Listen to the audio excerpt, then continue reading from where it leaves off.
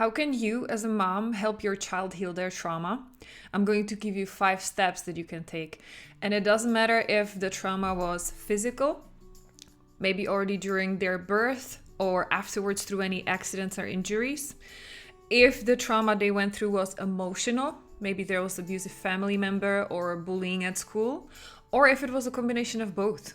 Physical, emotional, and more and worse. And that's the case especially for adopted children, where you as adoptive mom, you might not even be aware of the full extent. You can just see it based on the behavior of your child, with how much pain and uncontrollable emotions they are struggling. So how can you help them without having to become like a certified trauma specialist, without having to turn into always patient Mother Teresa, an emotional punch bag, especially when the anger and the pain they go through is so big and it turns against you? How to do that? Let's talk about it in this episode of the Supermom podcast.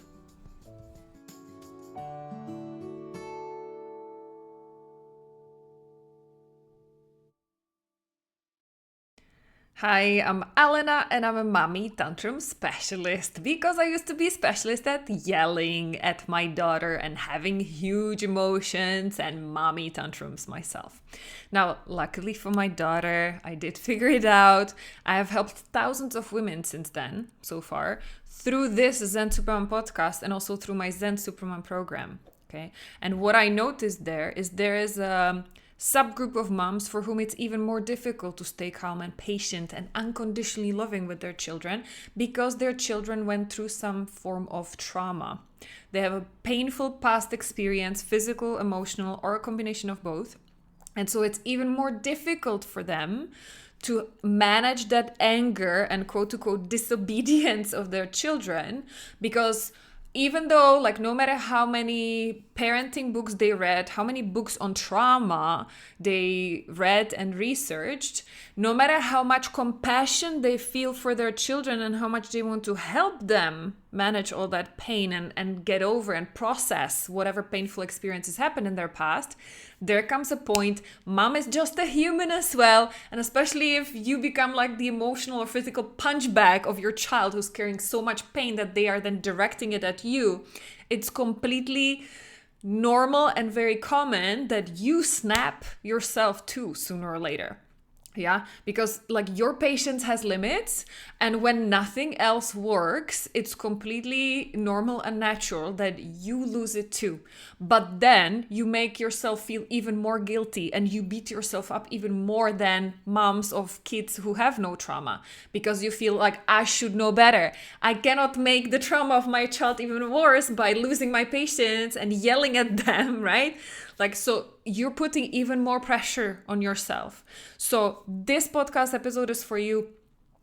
I'm going to make it in video version, audio version as a pure podcast. It's going to be also as a text, in a text version as a blog post. So feel free to choose however you learn best, by reading, listening, or by watching my crazy face.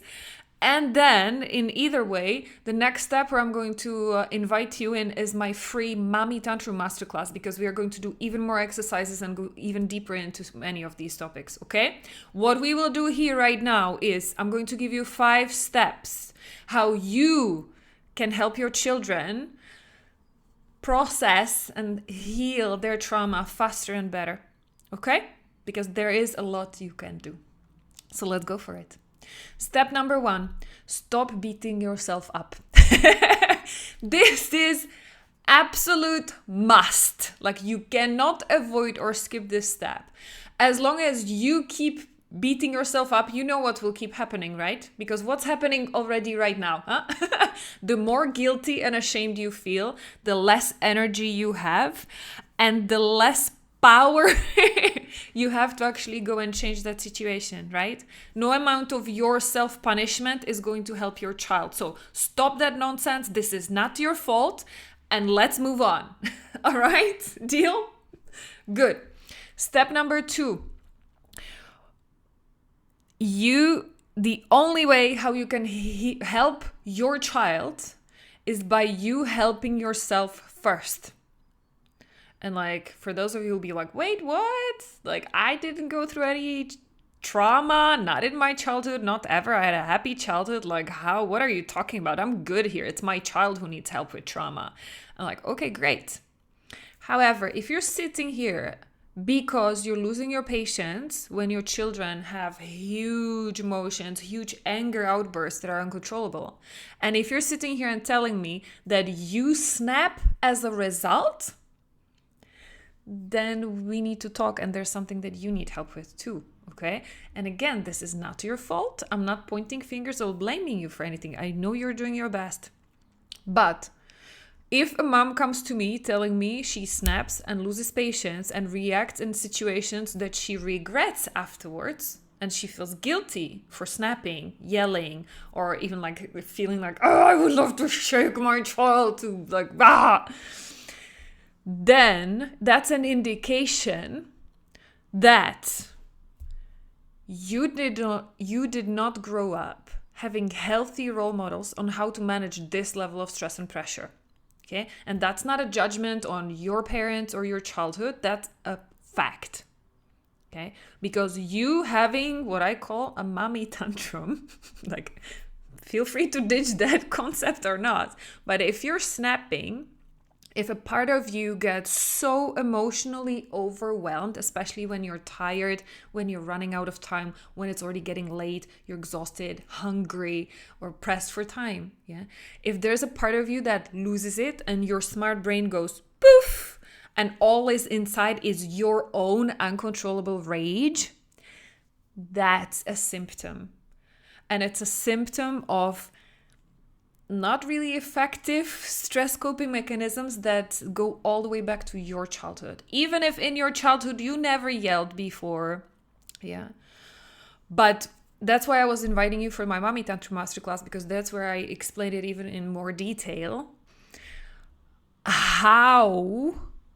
What happened in your childhood, even if there was no trauma, how that's still impacting your reactions under stress today.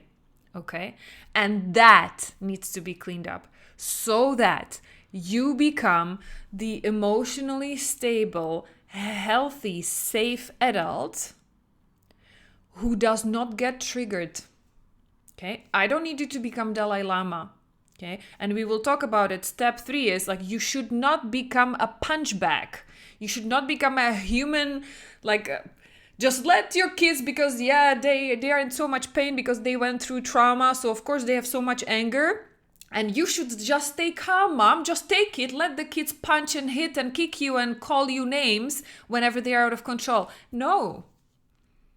So step number 3 is you should definitely set healthy boundaries, but you need to be able to do it with calm while still being emotionally safe. Okay? That's why the step number 2 was deal with your own triggers so that you stop being reactive and snappy when it gets tough. Okay? Only then you will be able to go fully into step 3, which is setting healthy boundaries with natural consequences. No punishments, bribing, threatening. Yeah. Or asking 1,000 times nicely and then yelling anyways. There needs to be boundaries with natural consequences delivered with that safe, calm, grounded energy. So that your kids get the message, this behavior, not okay. Kicking mom, calling mom names, or doing whatever else, or hurting yourself, not okay. But there's nothing you can do, my child, that would ever make me stop loving you. I still love you, I feel you, and yes, this is a safe space where you can express your emotions, but let's do it in a way that's not hurting anybody, okay? That's what they need to feel. Feel that energy? Yeah. That's the calm, grounded energy. You're not letting them get away with murder. You're not letting them do whatever. You're not letting them hurt you. So it's absolutely there is a boundary. This behavior is not okay, but you're delivering it in a way that you're not blaming the child for having the emotions. You're not blaming them for attacking you personally, because it's not a personal attack. Okay. This is where, and I think I even like skipped steps. Yeah. Perfectly imperfect. This is where you're actually able to get into a curious mode. You start being curious. Once you stop feeling it like it's a personal attack, you're able to get curious in like, which of their needs are not being met right now? Why are they having such a hard time? Okay. What is this really about? Rather than perceiving it like a personal attack, they just want to hurt me and it's so not fair because I'm doing everything and I'm trying so hard and I'm so tired and I didn't eat myself and I didn't even sleep enough. And so this is so not fair that this is happening to me. How come some moms can have it so easy, such easy children and families? And like, what have I done to deserve this? And I know it's not about me. I know it's my child, but like, I don't have energy. I don't have more to give. And this is like, why cannot they just be calm for one evening so that I can rest? And it feels all of it. It feels like you're the victim now. It feels like things are happening to you and you're helpless, you're out of control, right? And in that state, you don't have any access to your own like problem solving and smart thinking. And in that access, there's zero empathy for a child because it's all about you. No judgment. It's completely logical why that happens. But only when you become curious about, well, I'm just curious, what is it that's happening with my child right now? Which of their needs are not being met? Maybe how am I contributing to that unwillingly, subconsciously? Yeah. And I just wonder, what is it that I could do right now that would help them? Okay. If only I didn't take that personally, right? So that curiosity and seeing their misbehavior, quote unquote, as a symptom, as a cry for help. Because this is something that any good parenting like theorist will tell you, or any good child psychology trauma healing book will tell you, the more kids misbehave, quote unquote, the more they disobey and not listen, and the more aggressive they are, the more it shows like it's a cry for help. It just shows you how out of control and in how much pain they are. Because a healthy and well-regulated child would never go out and hurt anybody else, okay? Yes, it's totally normal that a 2-year-old starts saying no, that a 3-4-year-old wants to do everything by themselves, that a preteen and teen want to separate from parents and like want to rebel against the rules, and at any age that they want to push the limits and they want to test the rules and they want to test you and your triggers. This is normal for every child, by the way, okay? Not just kids who went through trauma. But kids who went through trauma, it will be heightened, it will be more difficult. All of these normal behaviors, this very common, very usual, very natural behaviors will be heightened and will be even more difficult for you. Yes? But that curiosity, once we stop taking it personal, like how dare you, because I'm doing so much for you, how dare you disobey or be nasty with me, like that needs to go out of the window so that you can start getting curious. Like, I wonder what's happening for them. I wonder what this is a symptom of, what it indicates. How can I help them? What is underneath? Because even though they say, I hate you, typically it means like, I hate myself more. Yeah. So how can you help them with that? Okay.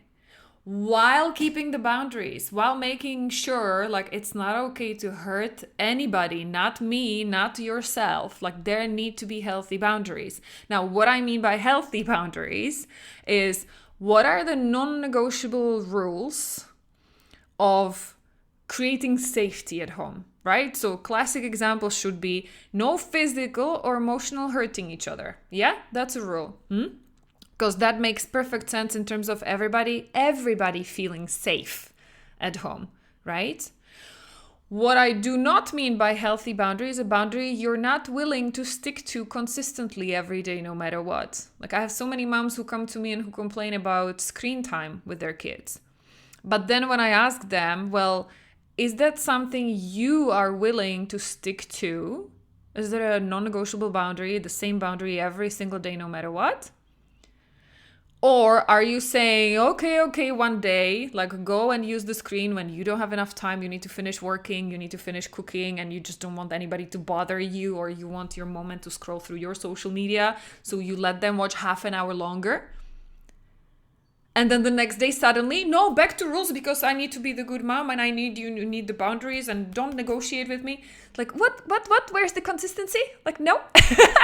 Right? So be very careful. If you do want to insist on any boundaries, that should be something that you're willing and ready to make it a non-negotiable rule for them and for you, no matter what. Yes? Otherwise, then there's confusion. There's like, what? Like, then it's just mom's mood. That's what decides, depending on how much time and energy mom has. So then she decides how many sweets we can eat. Just if we ask and cry enough, she will give us more sweets. Well, then let's cry more the next day so that she gives us even more, right? So that's what boundaries are. And you should be very clear with you first. What is it that you're not willing to tolerate? What is it that you're willing to reinforce consistently every day, no matter what? And which are the things that you are able to negotiate from one day to another, not just based on how you feel, but maybe also how your kids feel. Okay? That's boundaries. Natural consequences. That will be very difficult, and I'm getting so many questions about natural consequences, especially from parents like me, who we grew up by being threatened, punished, or bribed into obedience. Yeah. That used to be the norm when I was growing up in my culture. Totally normal, having high expectations of kids, having list of requirements, very conditional love and approval, because that was the standard of parenting. Again, I'm not here to blame my parents for anything, just to compare. Because why do you think there are so many problems with procrastination these days? Like, so many people, you will be telling me, like, I know I should be taking better care of myself and my health, my nutrition, or I should be doing these courses for my work and studying more, but I don't. I procrastinate. I hate cleaning my house. I procrastinate on that. Why do you think that is? Because there's no stick or carrot. Once we grow up, if there's no parent judging us for not being good enough and whipping us like with the whip, ka-ching, clean now, ka-ching, you cannot eat any sweets until the weekend, ka-ching. When there's no police over you, like monitoring you, your actions, the internal motivation is missing, right? This is why. That's why punishments, bribes, threats, that doesn't work.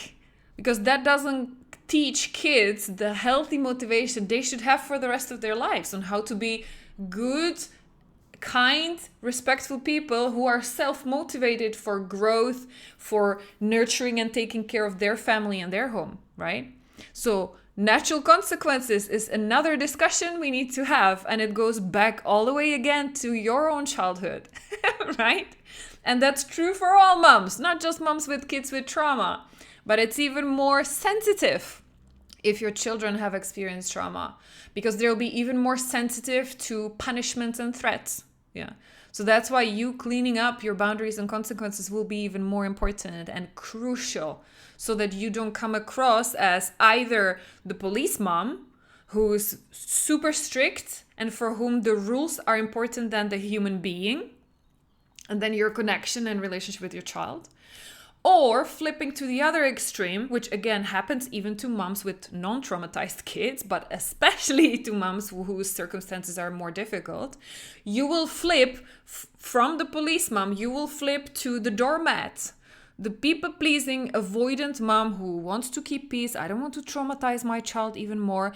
I feel responsible for making them happy because they went through so much pain already. So I need to be the peacemaker, and maybe their father is strict, so I have to be the one who smooths everything out, who makes sure everybody feels taken care of. But then you don't have any personal boundaries yourself, and you are the punching bag for everybody. Yeah. Now, what kind of example does that give to your child? Not good either, right? So this is exactly where, back to step 2, you cleaning up your own stuff. Before you can help your child, you need to help yourself first. And that's part of that cleanup too, okay? So back to that Mommy Tantrum Masterclass I was inviting you for with the steps there, okay? Now, those were 1, 2, 3, 4. Once you're able to do that, don't beat yourself up. Help yourself first with your own triggers. Stop taking it personally, and rather than get curious what my child's behavior indicates, what is it symptom of, while setting up boundaries and consequences, then the final step is back to you. Compassion, unconditional love for yourself. Why? Because this is a tough journey, right? It's going to take a lot of your energy, and you need to allow yourself to celebrate every tiny little progress. It all counts. It's a huge win. You need to celebrate. Every time you are taking a breath, getting back on track, not getting triggered, and shining out that unconditional love and making your child feel safe rather than making it worse by putting more your anger in the equation, that's a huge win. Okay. And this is something, again, that is true for every single mom, no matter what your child went through. Only once you are able to feel peace by you being perfectly imperfect, being able to forgive yourself your mistakes and imperfections, and feeling like you can honestly look into the mirror and say, I love myself the way I am. I know I'm not perfect, but that's okay. Okay. As long as this is my intention to improve, and as long as my heart is in it, I'm more than good enough already now. Okay, I can love myself through this. I can have self-compassion. Only once you can honestly look into the mirror and feel this way about yourself, only then you can extend this compassion, forgiveness, unconditional love to your children. You can't give to others what you don't have, and you don't feel it for yourself. Okay? And that's not narcissistic egoism. That's a normal nature of like relationship dynamic. Yeah. Because if you don't feel, you can honestly say like you love and accept yourself, and you feel safe in your head, not beating yourself up, then how can you give that to your children? Because it will never be enough. That's why you're ending up in any power struggles, in tantrumy situations from your child or yourself. Because then you can never give your child enough love, no matter how much you love them. But it will never feel like you're giving them enough, because you feel you never gotten enough yourself growing up. Sooner or later, you will feel like you're running out of it. And that's most likely what's happening in those triggering situations. You feel like, I have nothing else to give. Not my patience, not my calm, not my love. Because right now, I'm already empty. I can't. So now you have to listen to me. You can't give what you don't have. It will never be enough for your child if you don't even have enough for yourself. Stop self-sacrificing. It's not a virtue. That's what's killing you and your child right now. That's why, and they always keep repeating that even on the planes, like put the oxygen mask first, otherwise you cannot take care of your child. So it's not selfish, okay? And no, the answer is not self-care and go to spa and have your hair cut and whatever. No, that's not what I'm talking about. It's back to step 2. Heal the points in your past where anybody made you feel like you were not worthy of being loved the way you were, just then and there without changing anything. There's a part of you who already knows this is true. You are worthy of being loved unconditionally. But whatever happened to you growing up, all the layers of your own like patterns and pain that other people pushed onto you and made you believe you're not worthy, that needs to go out of the window as soon as possible.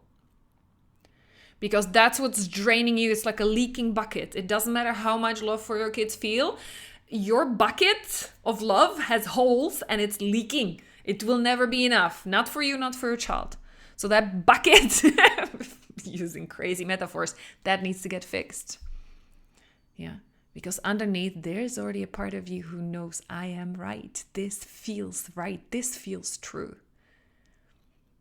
You were born knowing you are more than enough. You're perfect just the way you are. Already now, before you take even whatever steps and change anything and help your kids heal and do whatever, you are enough. There's a part of you who knows. And then there's a part of you who will want to fight me on that. Yeah, but na. Inner critic. Perfectionist. No, she's not good enough yet because she's not doing it perfectly. And then the controller. No, she's not good enough because she's not in control of the situation and she's traumatizing her kids even more. And then there will be the victim. No, I'm not perfect, but it's not my fault because it's the fault of the society and they're my ex and their parents and blah, blah, blah, blah. And I don't get any help. And like, oh, I don't have any time and people pleaser. I would love to do that, but I'm helping and doing already so much and I don't have enough energy. What is true inside already? Yeah. And this will be a practice, by the way. Don't beat yourself up again. Back to point number 1. Don't beat yourself up. If you cannot execute this, if you finish this podcast episode and you're like, okay, it makes perfect sense. Let me do it now. It will take more than listening to one podcast episode for you to repattern and rewire. Those were things that were happening to you, that were wired into you over years and years and years and years through 1,000 paper cuts. It's not going to disappear overnight. This will take practice. However, the good news is it no longer takes 20, 30 years in talk therapy for you to get help. That's outdated psychology. We moved over that. There's much more neuroscience now. There's much more awareness and science behind like how our nervous system and the body works. Okay. So there are ways how to do it fast. You definitely don't have to do it alone. And again, for more information, Mommy Tantrum Masterclass. But this is the ray of hope I want you to leave with. You're not alone. It can be fast, but get ready for doing practice. This is what the quote-unquote work is. There are no miracles overnight, but you do have the power to turn it around yourself in a way that is not heavy. Okay? Because this is what I see over and over again, working with thousands of moms and hearing their stories before and then after. You are the best parenting expert on your kids, even those who went through trauma. I'm not saying like stop taking them to their psychologist sessions. Like keep whatever everybody offers, whatever help for them, take it. But I've seen it over and over and over again. You are the most powerful healer for your child. Because what they need underneath, no matter what happened to them, they need to feel safe. And they need to feel loved unconditionally. Even by one person. All it takes is one person in their life. It doesn't matter who did whatever to them before. If there is one person they can fully trust no matter what, even if they misbehave, even if they make mistakes, and they will be testing. Sometimes they will be doing it because they just have these big emotions and they were never taught how to manage them. But sometimes they will also do it to test. Can I really trust you? How far can I push it before you explode and beat me up like this other person did? They will be testing you. And that's not because they are mean or they are evil or they are screwed up beyond repair. It's a natural, like they are testing the boundaries of the trust of your relationship. It's a natural way for them to figure out who can I trust, who is a safe person in my life. And who can I open up and be myself with? Yes. So it's a sign of trust. And I know how screwed up it is. I just spoke to a mom the other day who told me, like, my child at school, they are okay. But then they come home and they take out all their stress and all their frustration and anger on me. And I'm like, I can imagine this sucks, right? Because you're the one they should like hug all day long because you're doing so much. You saved them. But it is the screwed up way to give you a compliment. They feel safe enough with you to let go and be who they are without putting up any walls or sweeping anything under the carpet. Okay. And I know, I can only imagine how much energy that takes and how much patience you have already shown, how much compassion, how much love you have given them. And that's why I respect and appreciate you so much. And that's why you should not keep on doing it all by yourself. Yeah. Go get the help. First step, start at the Mommy Tantrum training and let's take it from there. Yeah. They are very lucky to have you. But let's get you the help so that it stops being so heavy for you. Yeah, you don't have to suffer through it. You don't have to become the martyr and like feel like you're the only savior and you're failing. Absolutely not. You're doing great. So I hope these 5 steps were helpful. I look forward to seeing you in the Mommy Tantrum Masterclass live so that we can chat and you can let me know specifically what is your situation, what resonated here, what felt like, yeah, but you have questions about. And let's talk specifically how long, what it takes, and how you can start repatterning what is inside of you so that then you can be fully there for your kids while being that safe, unconditionally loving space and person for them to connect with. Yes? Let me know how this went for you.